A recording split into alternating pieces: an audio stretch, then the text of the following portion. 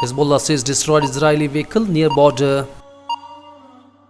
Netanyahu vows to annex all West Bank settlements. Turkey wants safe zone in Syria soon, President.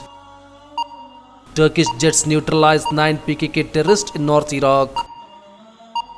Turkish Vice President attends World War II ceremony in Poland. 60 killed in Saudi-led raid on Houthi prison in Yemen.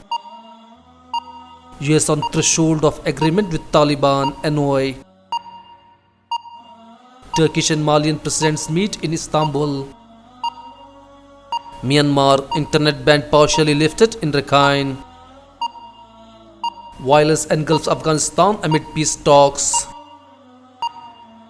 Afghanistan blast leaves 10 deaths, several wounded. Judicial reforms to play key role, Turkish President.